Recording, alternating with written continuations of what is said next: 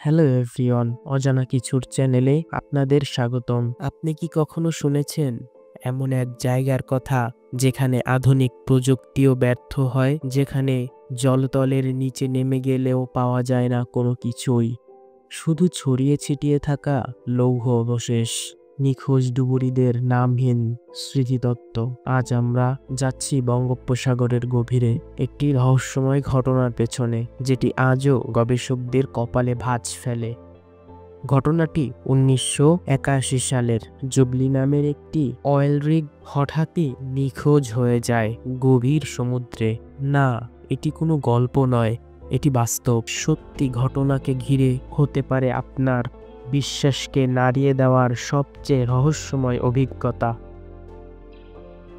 1981 সালের মার্চ মাস।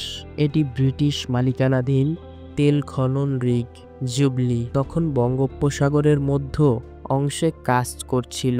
এই রিগটি ছিল আধুনিক প্রযুক্তিতে সুসজ্জিত। প্রায় 60 জন কর্মী নিয়োজিত ছিলেন এখানে। তেল খোঁজার পাশাপাশি এটি ছিল একটি রিসার্চ প্ল্যাটফর্ম। নাসা এর একটি মহাকাশীয় তরঙ্গ পরিমাপ প্রকল্পের সাথেও রিগটির সাময়িক যুক্ততা ছিল বলে একাধিক সূত্রে জানা যায়। কিন্তু হঠাৎ করেই এক রাতে কিছু এমন ঘটে যায় যার ব্যাখ্যা আজও কেউ দিতে পারেনি। সেদিন ছিল শান্ত একটা রাত, আকাশ পরিষ্কার, বাতাস ছিল মাঝারি। হঠাৎই রিগে থাকা কমিউনিকেশন সিগন্যাল একদম নিস্তব্ধ হয়ে যায়। মুখ্য কমান্ড সেন্টার থেকে একাধিক কন্ট্রোল টাওয়ারে মেসেজ পাঠানো হয়, কোনো জবাব নেই।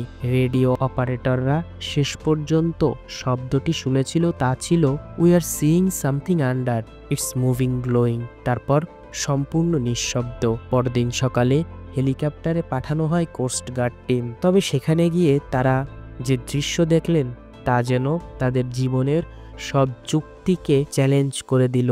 জায়গাটি ছিল একেবারেই ফাঁকা। যেখানে রিগ থাকার কথা সেখানে নেই কিছুই, কোনো ধ্বংসাবশেষ, কোনো ধোঁয়া, এমনকি তেলের চিহ্নও পর্যন্ত নেই। 300 ফুট গভীর পানিতে নামানো হয় সাবমেরিন ক্যামেরা। প্রথমে কিছু ধরা পড়ছিল না, কিন্তু প্রায় 4 ঘন্টা পর দেখা যায় অদ্ভুত কিছু। ত্রিভুজাকৃতির বিশাল একটি ছায়া, যা নিচ থেকে উপরের দিকে উঠে আবার মিলিয়ে যাচ্ছে। ক্যামেরা যতই কাছে যায় ততই ডিস্টার্ব হয় ফিড, যেন কোনো অদৃশ্য তরঙ্গ সবকিছু বিঘ্ন করছে। ঘটনার পরদিন রাতেই জায়গাটি পুরোপুরি ঘিরে ফেলে বাংলাদেশ নৌবাহিনী ও আন্তর্জাতিক মেরিটাইম নিরাপত্তা বাহিনী। সাধারণত এমন ঘটনায় কিছু সংবাদ প্রকাশিত হয়, কিন্তু এ ব্যাপার পুরোটি চেপে যাওয়া হয়। রিগের কর্মীদের পরিবার কিছুই জানতে পারেনি। তারা শুধু জানে একটি দুর্ঘটনায় তাদের প্রিয়জন নিখোঁজ। কিন্তু 6 মাস পর একজন সাবেক নাবিক রেজাউল করিম, তিনি একটি আন্তর্জাতিক ম্যাগাজিনে সাক্ষাৎকার দেন, যেখানে তিনি বলেন, আমি ওদের দেখেছি। 47 মিনিট পর তেল ফ্লোটারের নিচে অদ্ভুত আলো দেখা যাচ্ছিল। তারপর যেন তলদেশ কেঁপে উঠছিল। ঘটনার পরপরই একাধিক সাগর গবেষক দল আসে ওই এলাকায়।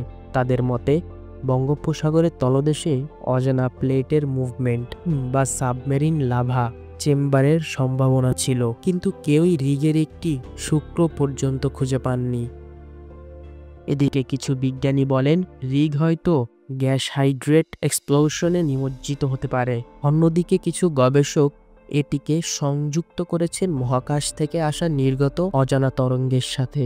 নাসার 1981 সালের ডেটাতেও একটি অস্বাভাবিক সিগন্যাল ডিসরাপশন দেখা গিয়েছিল। এই সময়টিতে এটি কি নিছক কাকতালীয়? স্থানীয় জেলেরা বহু আগে থেকেই এই অঞ্চলকে শয়তানের জল নামে ডাকতেন। তাদের মতে সেখানে মাঝে মাঝে পানির নিচে আলো জ্বলে, কখনো ফিসফিস আওয়াজ হয়, আবার কখনো জলে উঠে আসে পচা মাছ বা আধা গলা অদ্ভুত প্রাণী। একজন বৃদ্ধ বলেন, 1981 সালে ওই সময় হঠাৎ করে আমাদের সব নৌকা কাঁপতে থাকে, আর পানির নিচ থেকে এমন আওয়াজ এসেছিল যেন কেউ চিৎকার করছে। জুবলি রিগ এর ঘটনাটি একটি জীবন্ত স্মৃতিতত্ত্ব হয়ে আছে বঙ্গোপসাগরের বুকে। 60 জন মানুষের নিখোঁজ হওয়ায় এই ঘটনাটি আজও কৌতূহল ও আতঙ্ক ছড়ায় সমুদ্র বিজ্ঞানী, সেনাবাহিনী ও সাধারণ মানুষদের মনে। এটি কি শুধুই প্রকৃতির খেলা, নাকি এটি মানব সভ্যতায় এমন কিছু স্পর্শ করেছিল যার দরজা খোলার অধিকার আমাদের ছিল না? একদিন হয়তো আমরা সত্য জানব, হয়তো না। তবে এ সত্য বঙ্গোপসাগরের বুকেই হয়তো লুকিয়ে আছে আমাদের ভবিষ্যতের সবচেয়ে অজানা এক রহস্য। এই ভিডিওটি ভালো লাগলে অবশ্যই লাইক দিয়ে সাপোর্ট করুন, সাবস্ক্রাইব করুন, পাশে থাকুন অজানা কিছুর চ্যানেলে, যেখানে আমরা খুঁজি হারিয়ে যাওয়ার ইতিহাস, রহস্যময়তা আর সেই অজানা যা আপনি জানেন না।